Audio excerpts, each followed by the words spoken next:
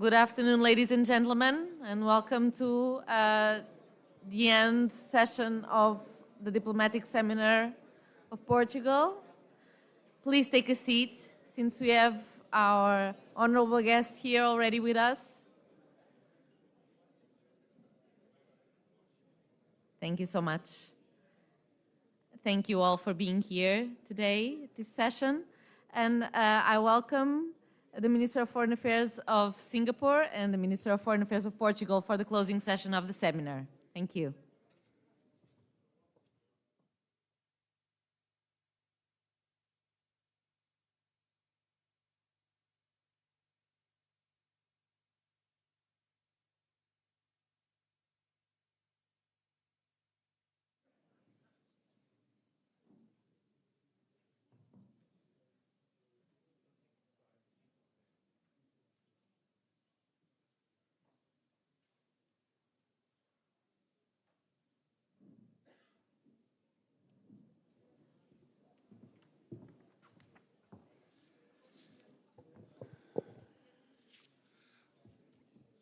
Good afternoon, ladies and gentlemen. Dr. Vivian Balakrishnan, Foreign Minister of Singapore, Ambassador to Portugal from Paris, and most welcome, and your delegation. It's truly an honor to have you with us, an honor and a privilege. Having been minister for a little under 2 years, traveling around the world as I do, we meet in different circumstances. We meet our colleagues in different parts of the world, and we hear about our colleagues. And Dr. Vivian Balakrishnan is a name that is most well known amongst the circuit of foreign ministers, most well known and highly respected. And that's why it's a particular privilege to have you with us today. A few words on Dr. Balakrishnan. He is a doctor. If anybody is feeling unwell, this is the moment.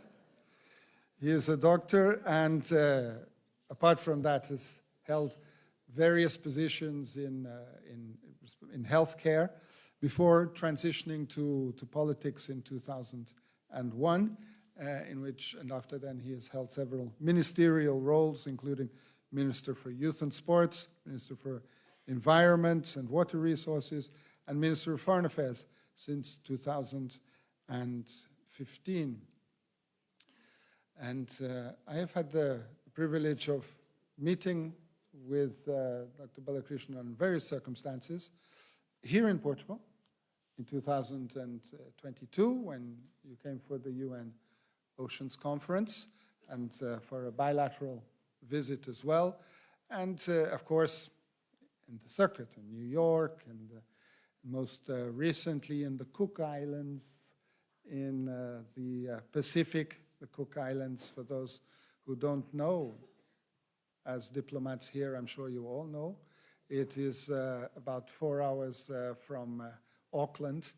And why were we there? Well, I was there because Portugal is becoming associate member of the Pacific Island Forum.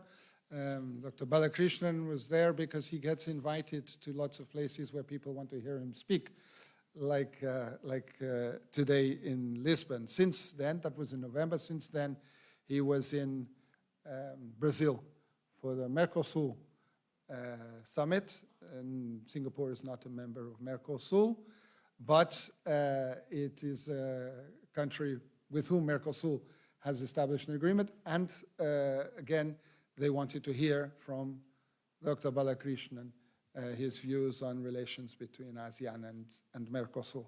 So we are in a very competitive arena, and that's why I'm also very, very pleased that he has agreed to come and be with us this afternoon. Portugal, and these are, of course, immense personal qualities that he brings to this role. Apart from that, Singapore is a country of great interest for us. Singapore and Portugal have more parallels than more points in common than many imagine. We are obviously two countries that, for whom the oceans are tremendously important.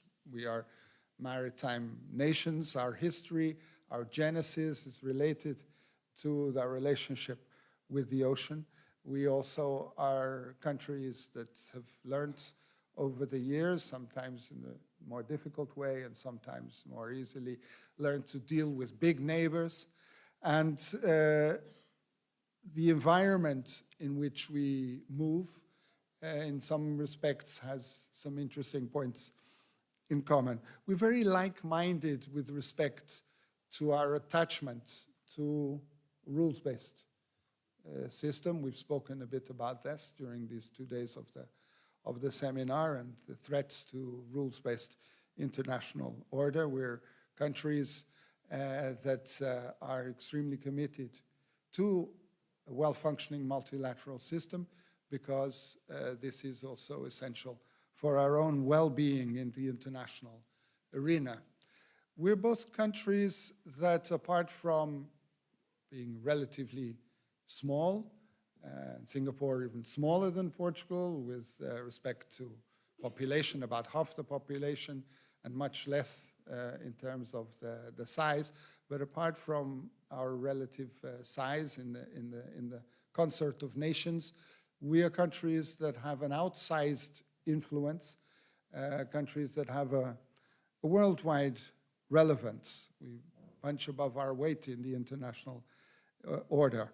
And that is something, again, that we have in common and that should also serve as an inspiration or a factor that brings us together. And since I've entered office, and I know that my predecessor also shared this point of view very much, we've identified Singapore as a country to whom we have every reason to become closer.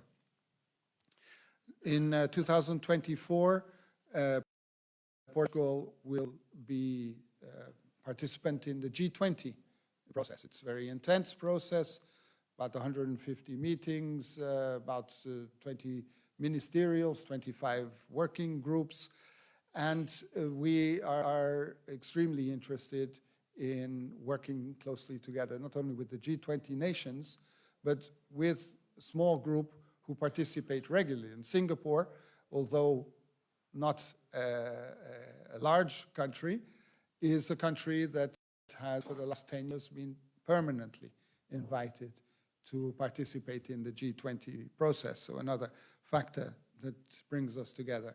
We have also had a lot of interlocution or a lot of dialogue with respect to relations between the European Union and ASEAN, most recently also with respect to Timor-Leste, a country with whom we have very close fraternal relations, and the process of Timor-Leste entering the ASEAN, again, another factor that brings us together.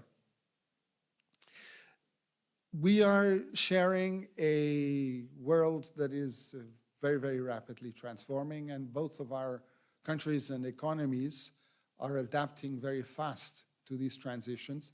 Not only adapting fast to the transitions, but seeking to take the greatest advantage from the particularities that each of us have in terms of our positions in the world. Geographical positions to begin with, because geography is still very relevant. In some cases, it has become even more relevant in the last years than in previous years. And the role of Singapore as a hub for the region in which it is placed is something of great interest to us, as we also develop a position which used to be seen as a peripheric position in relation to the European continent and is now seen as much more central in the economy that involves Europe and the Americas, and particularly with respect to the energy transition, whereby CNIS, where Port of Singapore Authority, PSA, has a very important position, whereby Sines is becoming a central element of Portugal's development and economic growth, and also essential in terms of the links between the Americas and Europe. So again, Singapore is very present in an element that is becoming central in the Portuguese economic reality. We have important investments of Singapore in Portugal. PSA in Sines is one, but also there is a very important Portuguese investment in Singapore, and here I would like to say that, again, with the factor that is the sign of our times, the green transition, we have EDP renewables with major investment in Singapore, major and growing because it's also connecting up to other parts of Asia, and particularly Indonesia. We're multicultural societies. We're societies that are used to multiculturalism in different ways, of course, but it is in the DNA of both of our societies that we have easy and frequent and intense interaction with different people from different origins.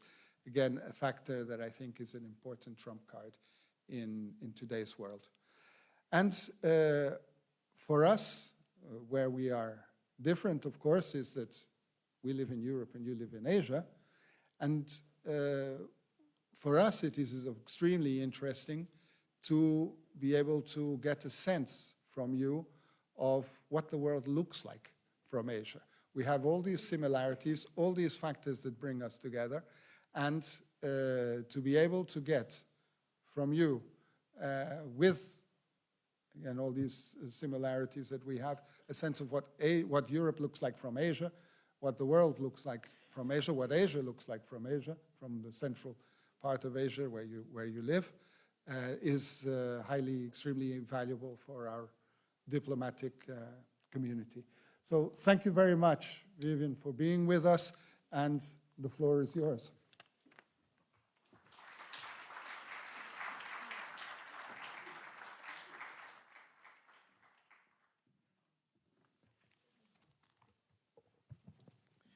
Your Excellency, João Gomes Cravinho, Minister of Foreign Affairs of Portugal, Excellencies, ladies and gentlemen, it's an honor and a privilege for me to be here. I think it's about 12,000 kilometers from Singapore. In fact, I'm planning to visit Cabo da Roca on Saturday. I think that's supposed to be the most western point, right, of Europe. But actually one way to think about it is from Cabo da Roca, the most western part of Europe. And if you think of the Eurasian continent, the southernmost point of the Eurasian continent actually is Singapore. We are 1 degree, 15 minutes north of the equator. So it's a long way, but I am deeply honored to be here. And let me just share some perspectives from this tiny island state of Singapore. First point to remember is that actually Singapore is very young. Unlike Portugal, with a history going back millennia, independent Singapore is only about 59 years old. We achieved independence not through a war of independence, but after a painful separation from our neighbor Malaysia in 1965. So we are and we were an improbable nation and will continue to be an improbable nation because history has never been very kind to tiny city-states. Singapore has no hinterland, no natural resources. We have a diverse population comprising many ethnicities, many different religions. And it is these realities, these existential vulnerabilities that have always shaped our approach to diplomacy and to nation building. The second point of introduction is that since independence, Singapore has actually done quite well. And some of the factors for our success in these 6 decades include, first, a very hardworking and disciplined population. Second, a peaceful labor, employment, employers, and government relationships. And we can discuss more about our unique tripartite relationship between government, trade unions, and employers, but that is one of the secret ingredients to our success. Third element for our success has been the fact that although we were a third world city-state, we insisted right from the beginning on quickly building up first world infrastructure and to make it attractive for foreign investors to come in. The fourth element was the rule of law and the predictability that came with the rule of law. And that again made us attractive to foreign investors. The fifth element is that because we were cut off from our hinterland, in a sense, in 1965, we were forced to be globalized before the term globalization was popularized. So it was not so much a choice as an imperative that was forced upon us. What that meant was that, again, if you think back to 1965, and this is post-Second World War, post-decolonization, we did not have the luxury of embarking on an economic paradigm of import substitution, and we did not have the luxury of indulging in a post-colonial hangover. So we welcome investments from Europe, from America, from Japan, from anywhere in the world, so long as it brought technology, brought expertise, and brought markets and connectivity with them. So the net result of these few unique features 6 decades ago meant that Singapore's GDP per capita at independence was $500 US. Today, I think our per capita GDP is somewhere around 70,000 US dollars. Not bad for 59 years. The third aspect of Singapore, which I want to make, is that, again, given our national circumstances, we have always had to be a firm believer in multilateralism and international law. Again, in a sense, there was no choice. If you're a small city-state, if you don't subscribe to a rules-based international order, it means giving in to the concept of might is right. So again, it's not a choice, it's an imperative. And that's why if you think over the past 6 decades, we have always been active contributors and participants in the United Nations. Some examples where we have played an outsized role at the UN include, for instance, UNCLOS, the United Nations Convention on the Law of the Sea, where our veteran diplomat, Professor Tomiko, presided over the 3rd UN Conference on the Law of the Sea, which generated UNCLOS. We have also contributed actively in global discussions on cybersecurity, AI, climate change, and sustainability, and most recently, last year at the UN Agreement on Marine Biological Diversity in areas beyond national jurisdiction. Again, these represent our belief in the importance of multilateralism and international law. The next point I would want to introduce to you about our approach has been that a lot of our success has also been the fact that we have been a focal point, a connection, a node in a global network, which included both East and West. So for instance, it meant we connected the US and Europe on one hand, with Asia on the other hand, including obviously China, Japan, and India. And of course, within our own immediate region in Southeast Asia. ASEAN. And that, in a sense, was also a key tailwind that filled our sails and gave us economic opportunities the last 6 decades. In fact, if you think about Southeast Asia today, the 10 members of ASEAN and soon to be, I hope, Timor-Leste, what you have is a region of the world with a European-sized population, more than 650 million people, of which 60% are below the age of 30. We are one of the world's fastest growing regions, and we hope that we will be the world's 4th largest economy on a consolidated basis by 2030. So these are all the positive elements. Let's now focus on here and now. And let me start by saying, actually, 2023 was a very difficult year. The post-COVID economic bounce that we were all anticipating actually did not fully materialize. Instead, governments all over the world had to grapple with significant inflation, with slowing economic growth, and with challenges to employment.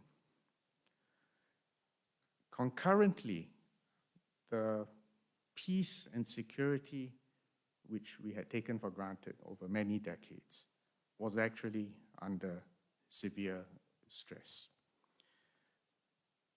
Closer to home here, the war between Russia and Ukraine continued to rumble on last year, continues now, and there is no imminent resolution in sight.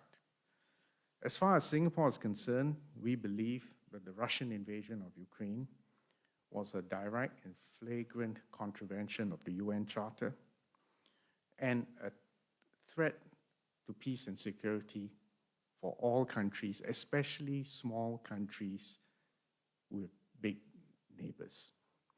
Once you hear a big neighbor cite historical errors and crazy decisions as a rationale to cross boundaries, change boundaries, or annex territory, all alarm bells have to go off. And that's why we took a clear categorical position to condemn the invasion, just like we did when Russia annexed Crimea in 2014. Then the other event in 2023, which caused us great consternation, was the heinous terrorist attack by Hamas into Israel on the 7th of October. And we had again to take a clear categorical position. That was an act of terror. Second point was we recognized that Israel had a right of self-defense, not just because we are friends with Israel, but because we believe any country, whether it is Portugal or Singapore, that confronted a similar attack would have to assert the right of self-defense. But having said that, we also believe that whilst asserting the right of self-defense, all of us would have to comply with international humanitarian law and with the laws of war. So you would have noticed that at the 2 recent UN General Assembly resolutions, both Singapore and Portugal voted in favor of the resolutions, and we have called for an immediate humanitarian ceasefire. Again, there is no imminent end in sight to the hostilities. But again, like Portugal, we believe the only ultimate solution is a 2-state solution. But it's easy for us, remote from the Middle East, to say a 2-state solution. Yet, we know that on both the Palestinian and Israeli side, this elusive 2-state solution, in fact, may not enjoy majority support in the two respective communities. Nevertheless, we have to operate by principle, call out terrorism when it occurs, wherever and by whomever perpetrates it, assert the right of self-defense, but also insist on compliance with international law. And then, on principle, for what it is worth, state our belief, and in this case, that a two-state solution is ultimately necessary, but it can only occur when there are direct negotiations by leaders on both the Palestinian and Israeli side, with both the political courage and capital to make it happen. When will that happen? I don't know. But in the meantime, there is a risk of the conflict in Gaza spilling over to Lebanon, and we also watch what's happening in the Red Sea with great concern. Because again, as maritime states, in fact, if you want to move a container ship from Sines to Singapore, the shortest route is to traverse the Suez Canal, go past the Red Sea, come by, across the Indian Ocean, down the Straits of Malacca, and then reach Singapore. Any threat to freedom of navigation and safety of navigation in the Red Sea is actually analogous to a similar threat to passage through the Straits of Malacca or even the South China Sea, for that matter. So these are concerns that both of us as maritime nations need to pay attention to. Now, these happen to be two current hot wars, but there is another potential fault line which we in Asia are watching most anxiously in the Pacific. And that is the most consequential relationship in the world right now, which is between the US and China. The relations between the two of them can be characterized by fundamentally a lack of strategic trust. And when you have two superpowers with a lack of strategic trust, what it means is that almost by definition, they have to assume the worst of each other's intentions and actions. And therefore, you feel a need to take precautions. But the precautions taken by one party can be easily interpreted or misinterpreted and cause you to take counter reactions, which in turn carry the risk of miscalculations or even an escalatory spiral. So we watch what's happening in the Pacific, in the South China Sea.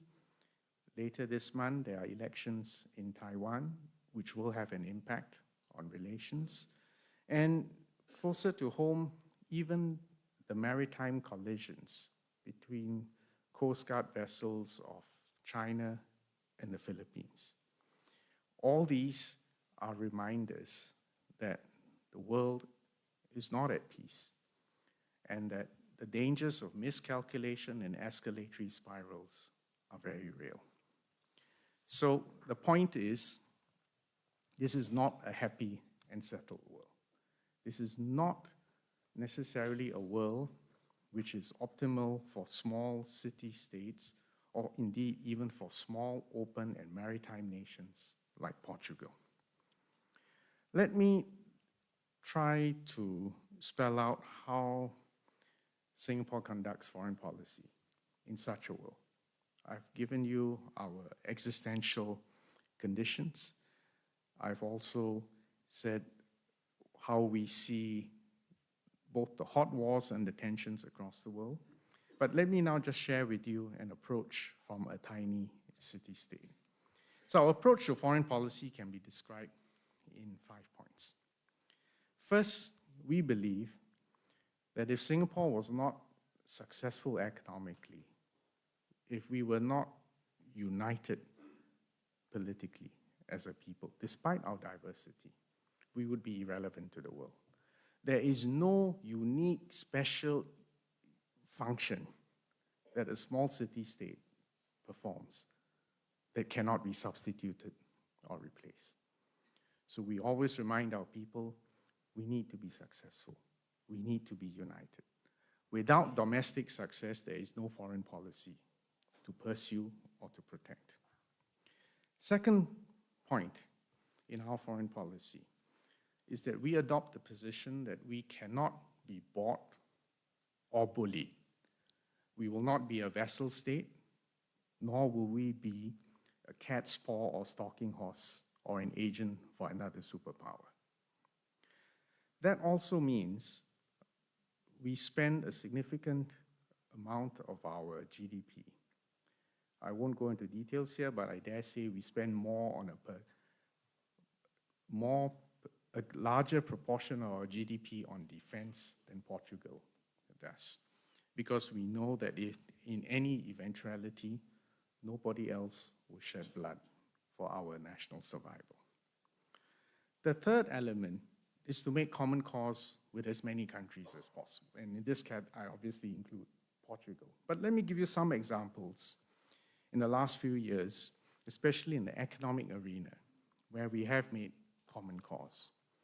So for instance, in 2006, 4 tiny economies, Singapore, New Zealand, Chile, and Brunei, got together to establish the Trans-Pacific Strategic Economic Partnership, P4 for short. Actually, we were hoping that this small grouping of 4 would grow. And as luck would have it, eventually the P4 morphed into the CPTPP, which is one of the world's largest free trade areas by GDP.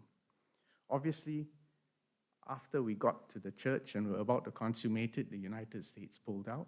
Nevertheless, the 11 other members, to my pleasant surprise, were able to get past the finish line. And the CPTPP today is a reality. As another example, Singapore, together with the other ASEAN member states, and China, Japan, Korea, Australia, and New Zealand, got together to create the Regional Comprehensive Economic Partnership. It is the world's largest free trade agreement, covering 30% of the world's population and GDP.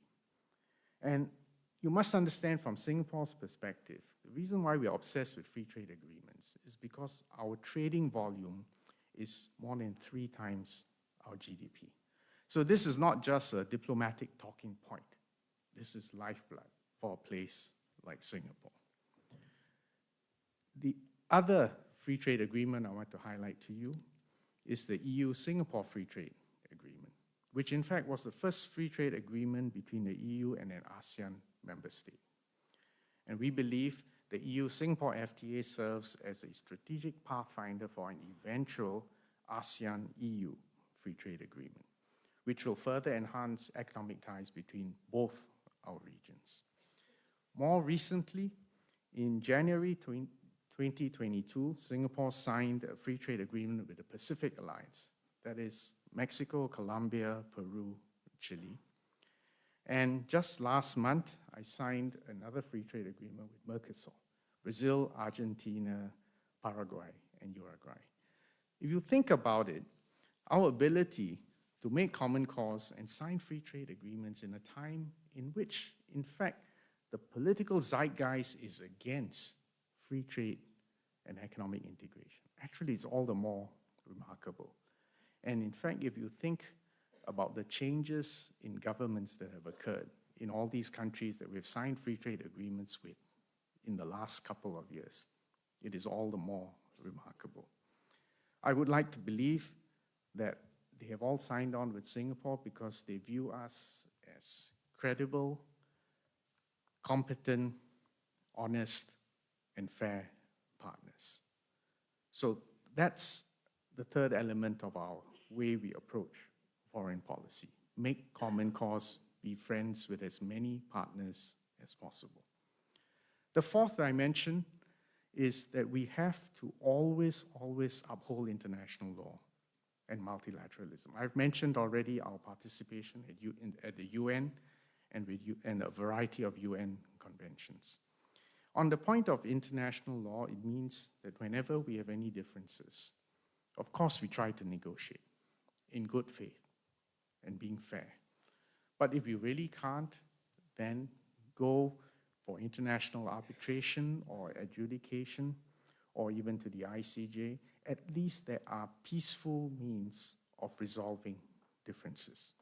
It also means whether we have to take a position on the Ukraine or in Gaza or in any other part of the world, we will adopt a posture that is consistent with international law.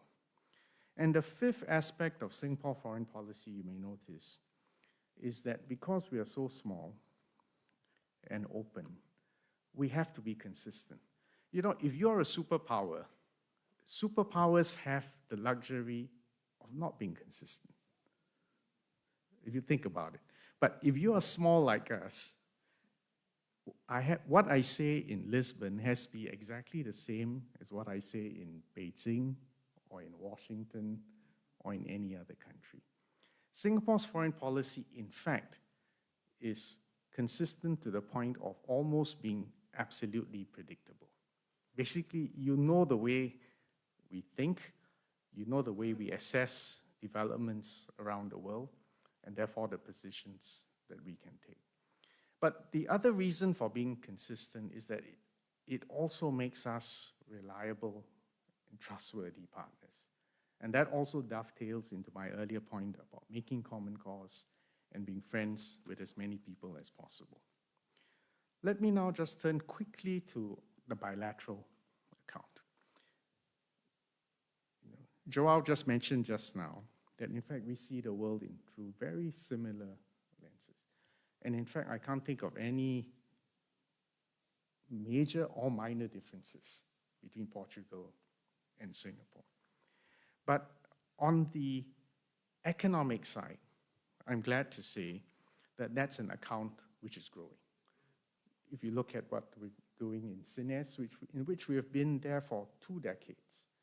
And when I came here in 2022, I went to officiate at the expansion of their current operations. And I know there are potential plans for even further expansion of SINES. And SINES is in a prime location close to both the north-south and the east-west shipping routes in the Atlantic. And as I said, we want to build that link from Portugal to Singapore and beyond. But similarly, it's not just one way. In fact, if you look at what EDP is doing with its investments, I think, in fact, they've set aside nearly 2 billion euro for investments in renewable energy into Southeast Asia. And they're using Singapore as a base. I mean, these are just 2 examples where we are working for mutual benefit, in which there will be economic opportunities for Portuguese citizens and Singapore citizens and our partners in both Europe and in Southeast Asia. Finally, let me make a more general point, which builds on the speech that my good friend Joseph Borrells gave all of you yesterday. He mentioned the 2 wars, Ukraine and Gaza, which are monopolizing. I'm trying to use the translation in English. He said, monopolizing political attention in Europe.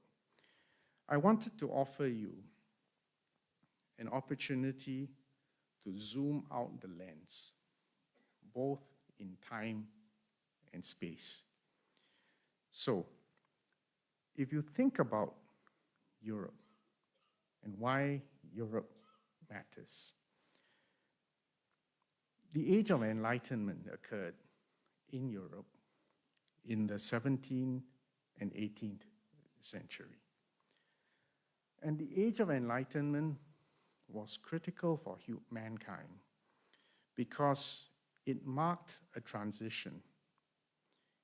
The age of reason, the primacy of science, research, the search for truth, the acknowledgement that your current version of truth may be wrong, and may need to be updated, there was a profound intellectual, social, and political change in Europe.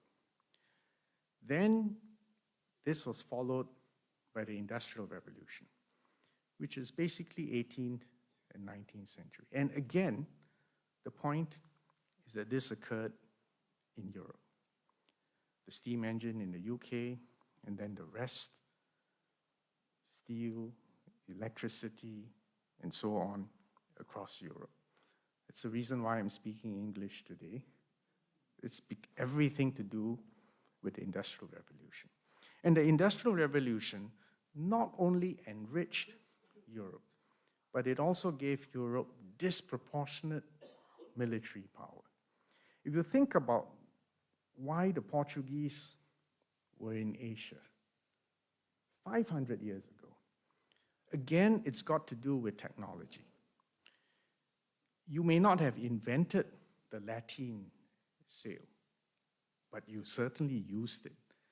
And the Portuguese caravels, or ships, which had the ability, unlike ships with rectangular sails, the Portuguese ships could sail down the Atlantic, could cross, go around the Cape of Good Hope, could cross the Indian Ocean and Straits of Malacca because of your use of technology.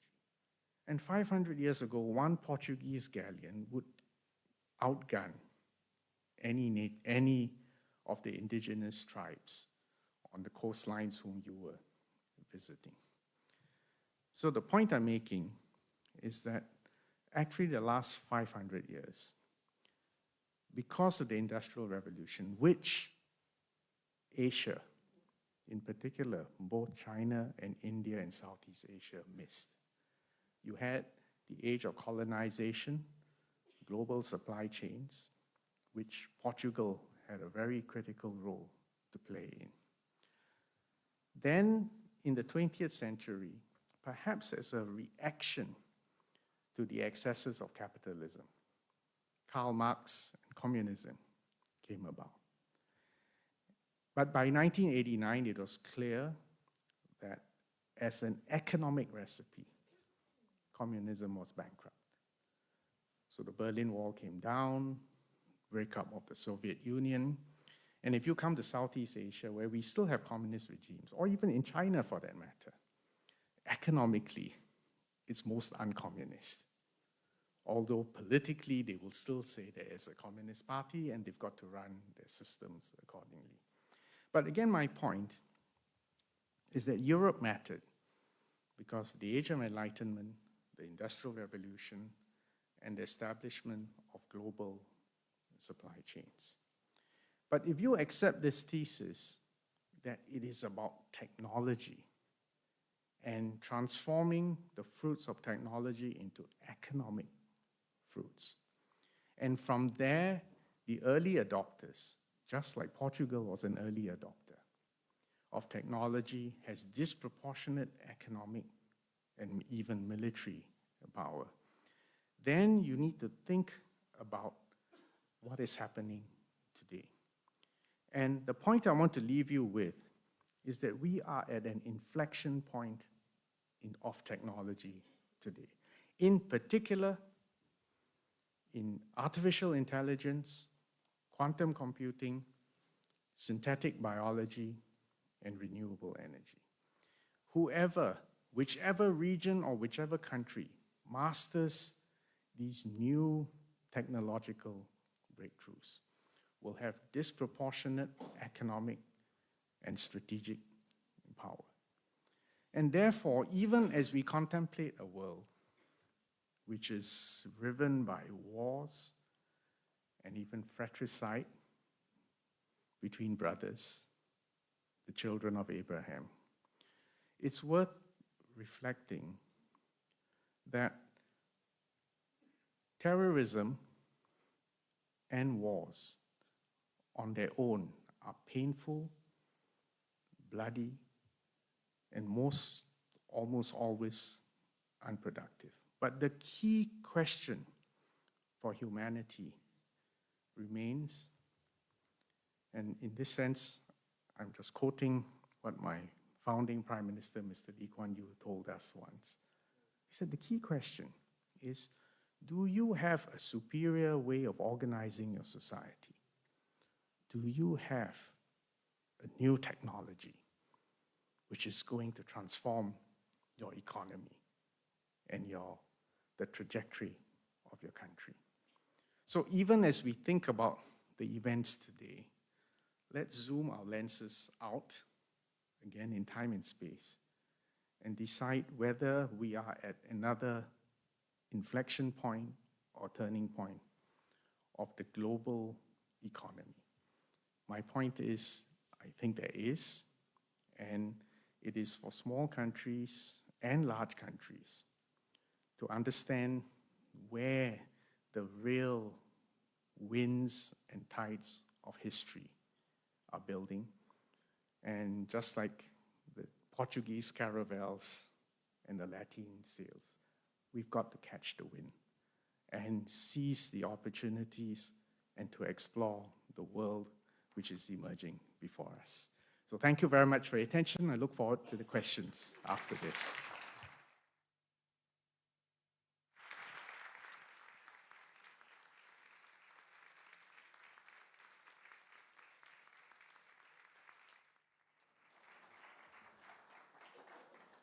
Now, it should be my role as moderator to open up to questions, but I'm going to take advantage of the unfair position in which I sit to begin myself.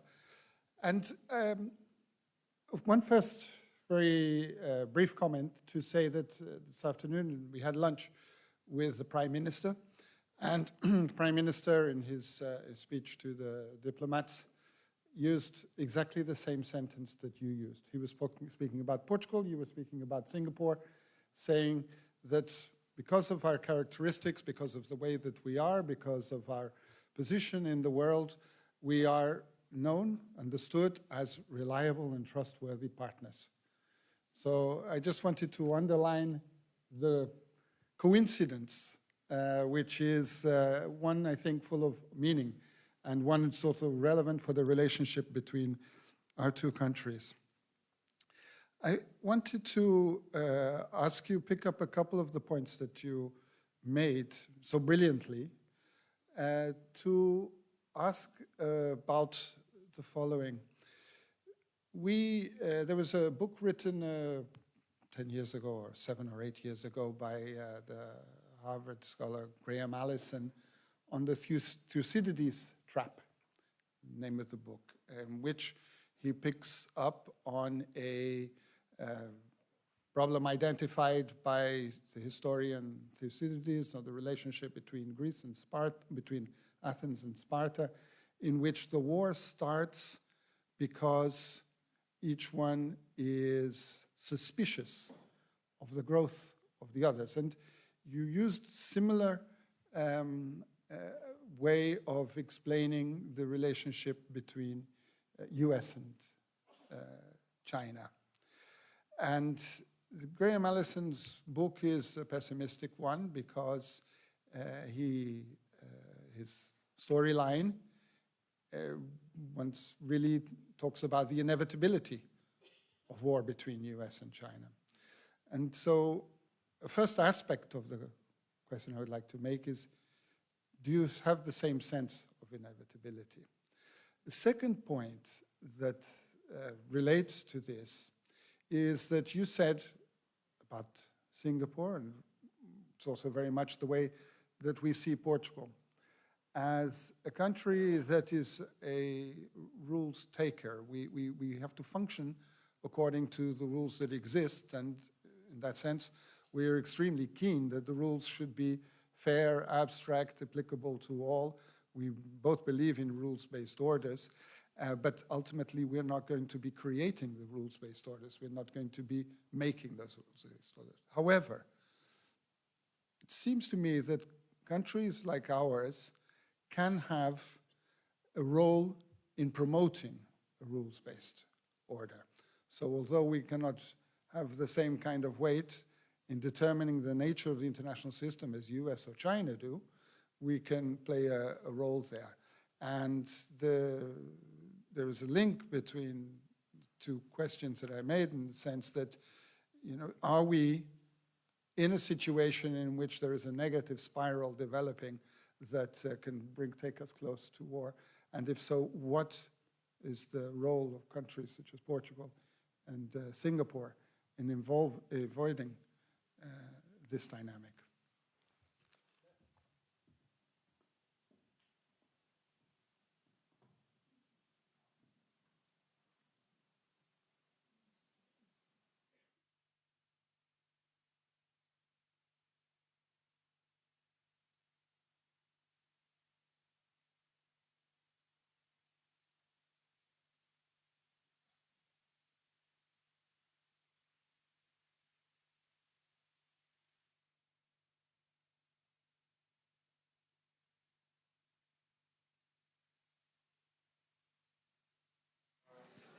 Is this working? Yes, it's working. Let me deal with the second question first, because that's actually easier. I mean, basically, do small countries have agency? And we believe that we do. Not individually, but collectively. And that's why it's important, I think, for Portugal that you're part of the EU and you can make a collective voice with 27 members. For us in ASEAN, again, it's to give us a collective voice which can be heard on the global stage. And clearly at the UN, for us to work together. And if you think about the examples I cited just now, UN Convention Law of the Sea, which is like a constitution for the oceans, the BBNJ agreement, protection of the biological diversity beyond national jurisdiction, the Paris Agreement, the UN Convention Framework Convention for Climate Change. I believe we are going to need another global convention for artificial intelligence, cybersecurity. So I wouldn't characterize ourselves as just completely rule takers, but we can't be rule makers unilaterally. But I think collectively we can. And therefore, there is a need. There's a double need for small countries to make common cause and to make our voices heard and to create a regime that is fair to all countries, large and small, a regime that is predictable, that is consistent, and that provides for peaceful resolution of disputes. I think we can. So I have a more optimistic take on the second question. I think the first question on the Thucydides question is actually the more fundamental and more dangerous one, which we are confronting. At risk of being politically incorrect, let me make a few candid points. First, at least based on my direct interactions with the leaderships in both Washington and Beijing, I do not believe that either or both of them actually want a war. I don't believe that. I think both sides do not want to be trapped into an inexorable spiral of escalation.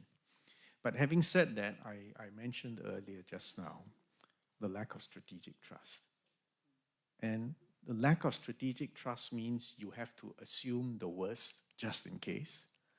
You have to take precautions, but the precautions that you take can be interpreted or misinterpreted to require counter reactions.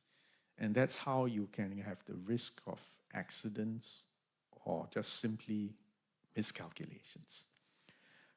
That's what we are most worried about. Not a deliberate provocation that leads to war, but a misassessment. Now, there is, okay, to make this point, let me go back in time again. If you ask ChatGPT, what is China's share of GDP over 2 millennia? you will get an answer something like, well, when China is united, coherent, and at peace, it usually constitutes somewhere between 25 to 30% of global GDP. And this is not just now, but this is a general baseline over 2 millennia. The preconditions are China needs to be at peace with itself, it needs to be united, it needs to function as a coherent whole. In fact, a similar point can be made about India. But just now in my speech, I also mentioned, however, the fact is in the last 500 years, it was the age of enlightenment and the Industrial Revolution that was in Europe and Asia missed it. What happened after the Second World War was actually the real winner was the United States of America. At the end of the Second World War, America's GDP was probably about 40% of global GDP.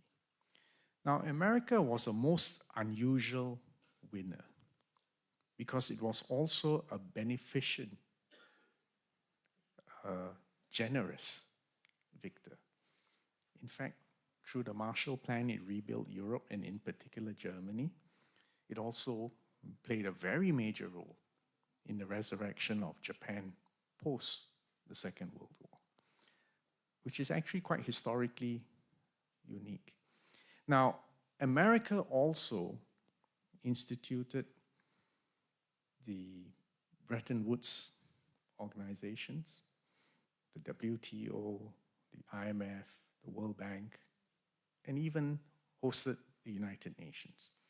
Now, it wasn't just pure generosity on the part of America, but basically, if you constitute 40% of the global GDP, a peaceful, growing, and prosperous world is good for the superpower because you get 40 cents out of every additional dollar that the global economy generates. Now, there was, of course, that interlude of having to deal with the communist challenge, and that's characterized as the Cold War. But as I said, by 1989, 91, that was over. And so you ended up with a unipolar moment. But if you think about it from the perspective in Singapore, the last 80 years, we actually had the benefit of both Pax Americana and the rise of China. You think about it, right? So we had the peace imposed by or underwritten by America, particularly for those of us who were non-communists in the 60s and the 70s. Gave us time and space to prove that free markets, economic integration, free trade was a recipe to economic success. So we benefited from Pax Americana. And then when China embarked on opening and reform in 1978 onwards, and in particular in the last 2 decades since they joined the WTO, we also benefited from China's growth. So the point I'm making is that we were double beneficiaries of both Pax Americana and an increasingly and rapidly developing and wealthier China. The problem, however, is that nothing ever goes on a straight line. And America now, for the first time in its history, is facing a peer competitor, capable of generating an economy that is equal and perhaps may even overtake America. And that has never happened in America's America's history is shorter than that of Portugal, right? So America has never faced a peer competitor of that magnitude. Now, on the other side, from an Asian side of it, when you look at what's happening in America, they just can't understand the way politics and the political theater in America. And there is a school of thought that believes America must be in terminal decline. And because it's in terminal decline, it's trying to do everything possible in the meantime to stymie the development, the rightful development of China, to achieve its usual historical position of 25 to 30% of global GDP. So you can see that, the old phase where Pax Americana and a wealthy China was good for all of us. Now, because of the way they perceive each other, there is the danger of the trap. But I do not believe it is inevitable. Again, if you look at the history of Europe, Western Europe was the source of 2 world wars. And even if before the wars in the 20th century, if you go back maybe 4 centuries ago, Europeans shed a lot of blood in the name of religion. And then when you decided to separate state and religion, actually the conflicts in Europe in the 20th century were probably about hyper-nationalism. But today you have the EU, and you have made war between Germany and France, Spain and Portugal and Italy and Scandinavia unthinkable. And in fact, you have created allies and partners amongst nation states which in the past used to shed blood. So I have always made this point to Joseph Borrells that Europeans don't give yourselves enough credit for the peace that has been achieved in Western Europe. So is it possible that America and China can develop a relationship without having to go through a war first? A relationship that Germany and France have. A relationship that Spain and Portugal have, right? I mean, I know there will always be minor irritations from being close neighbors, but can you imagine a configuration like that? Or even for that matter, the relationship between Israel and Germany. We discussed it this morning, right? So the point I'm trying to make as an optimistic diplomat is that if we can find a way to short circuit and avoid wars, it is possible to create win-win collaborations and partnerships. And our hope, therefore, is to achieve an open, inclusive global architecture where everyone has a stake in each other's success, and where America and China do not feel a need that they have to go to war to resolve any issues.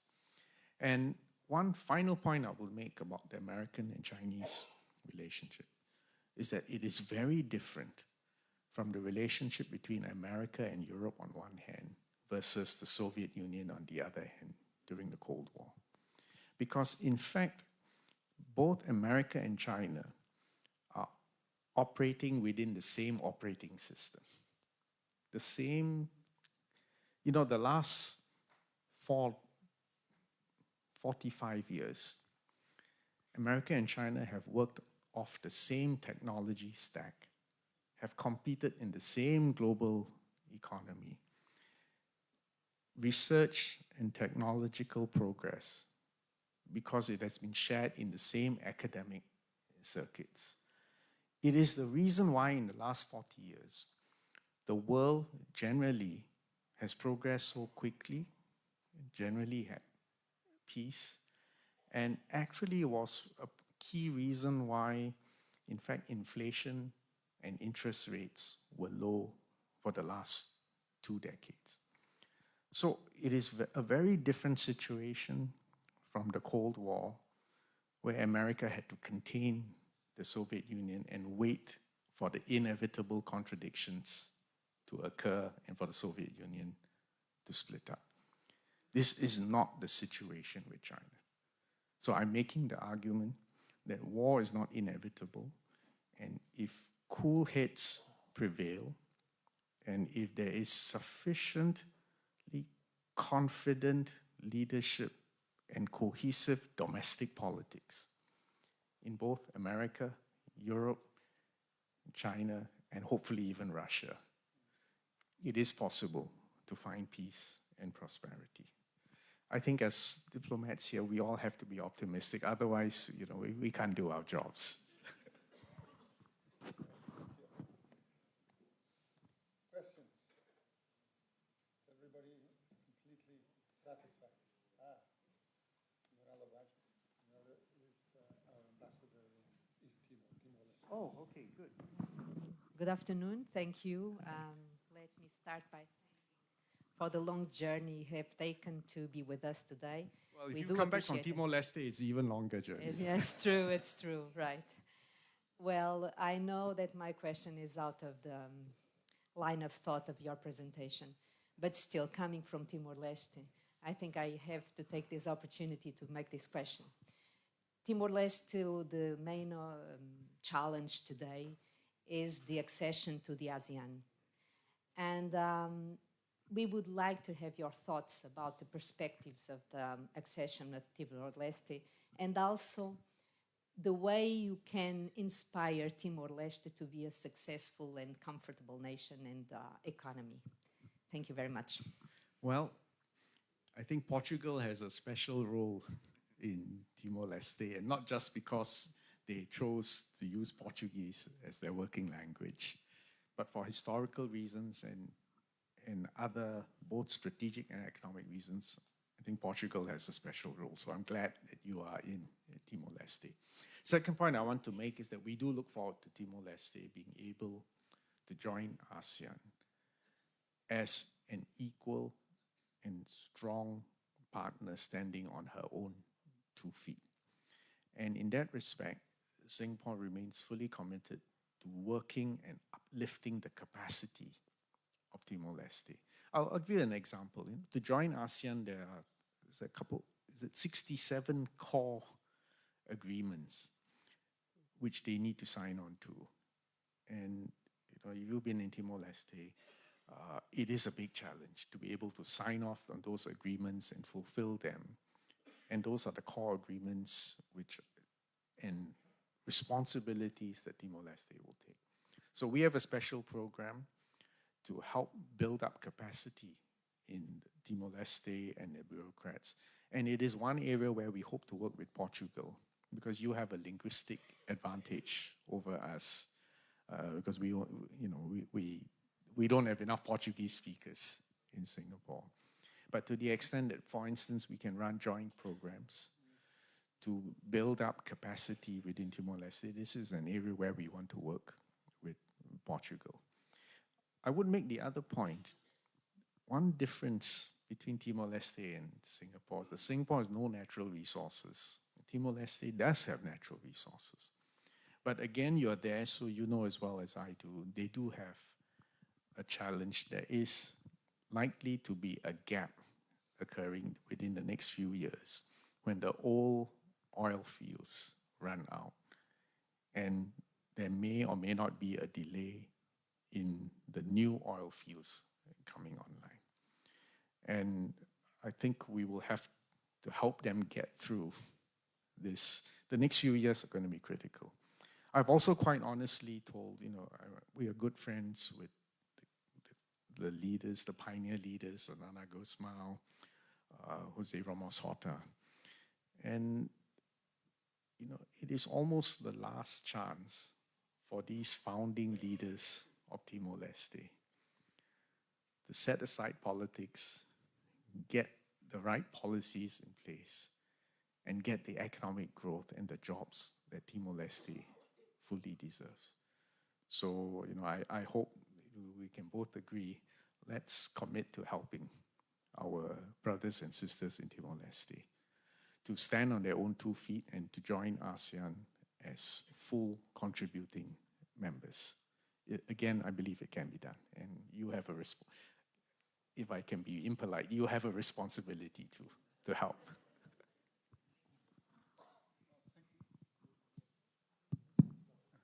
Thank you very much for that. And we're anticipating here a matter that I would like to discuss more deeply tomorrow when we have our bilateral meeting, but we have every interest in working together with Singapore in supporting Timor-Leste's entrance into ASEAN, because it is, I think, fundamental for the prosperity of the country and the long-term stability of the country in the future. And we are happy to exercise this responsibility, historic responsibility that we do have. And it is fantastic to have a partner such as Singapore in this process. I think that we bring different skills. Singapore has already been working with Timor-Leste in supporting its public administration, bringing it up to standard in a number of areas. Because of the structure of the public administration, as well as the language and also the judicial system, we have some comparative advantage there. So yes, I was pleased to see that a president of our development institute was nodding her head when you were speaking about that. So we'll work on that tomorrow. If it makes you feel bad, I've also asked Brazil to help because they also, like you, have a linguistic advantage.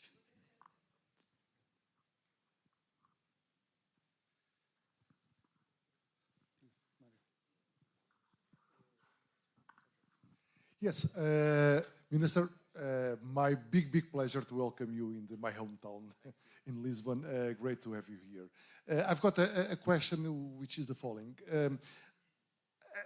You mentioned China, obviously, in your remarks, and how much Singapore and Portugal are supporters and champions of these multilateral institutions. But the matter of fact is that these very institutions are under stress, and they are under challenge by one big country to our east, by China, and they look to the post-Second World War institutions, Bretton Woods, ecosystem, even the United Nations, and in many of them they don't recognize, or by other words, they recognize the need to update this system.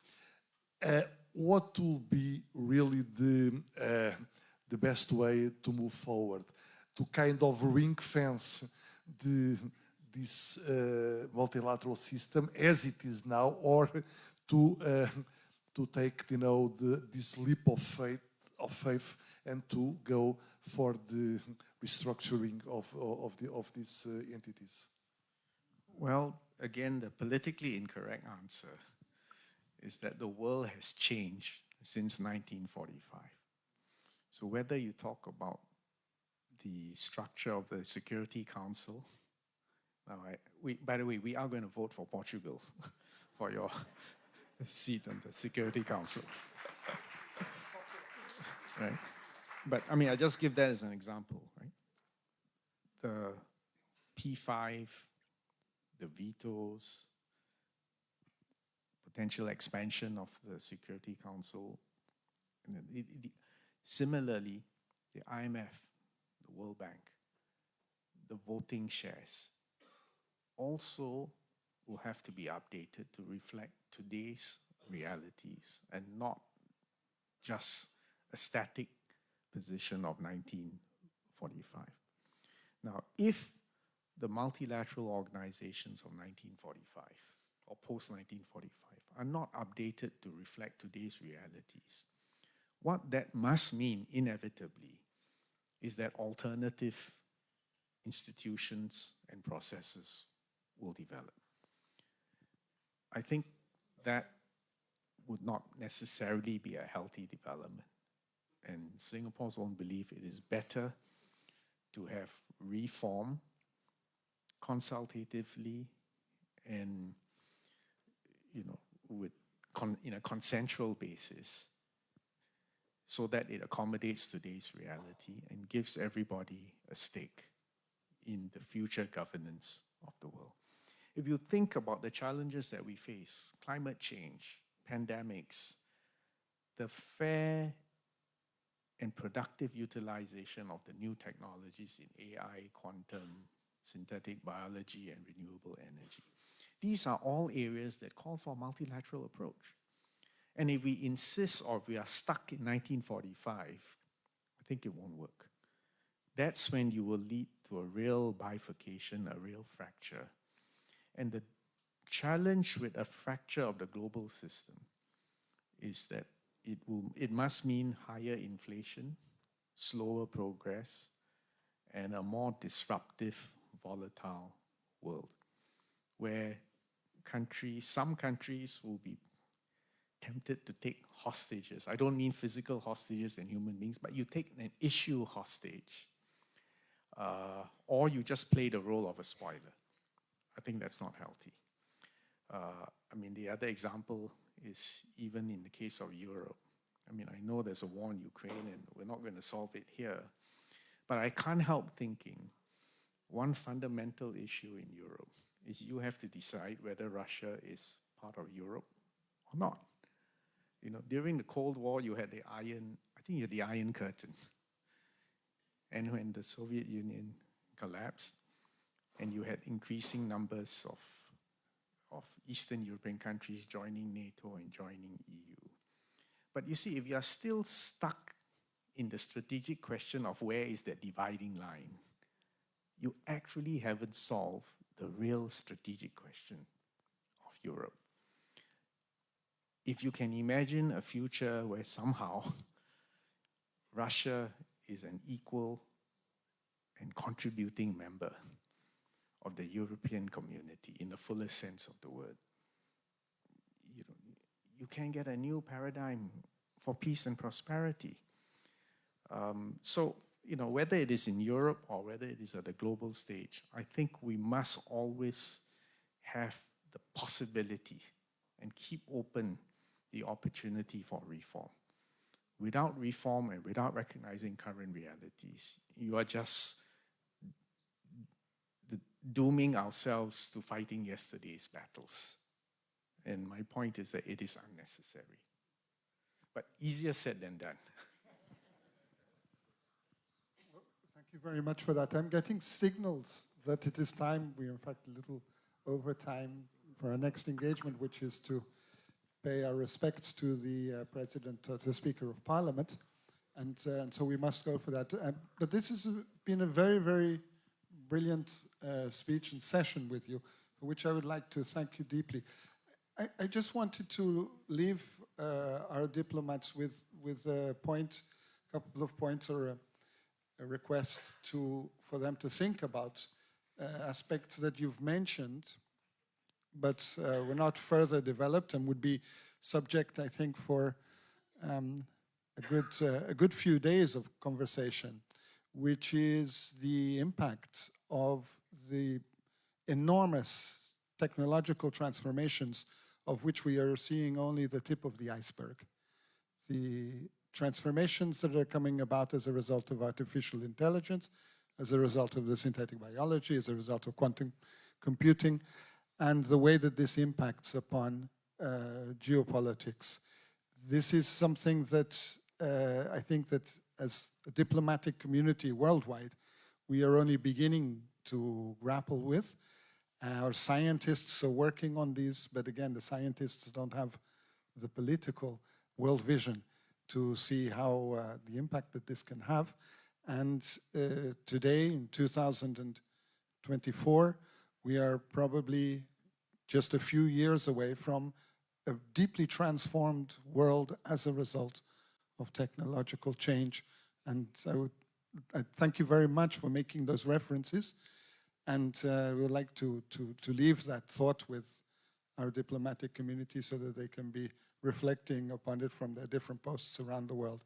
And with that, I would like to say an enormous word of thanks on behalf of all of us, on behalf of myself, and on behalf of the Portuguese Ministry of Foreign Affairs, for what has been an extremely stimulating conversation, full of very thought-provoking, and it is going to lead us into the new year full of question marks, which is the best way, I believe, to start. Thank you very much. Thank you, and we can pray for peace in our world. That's what we need for this year. Thank you very much.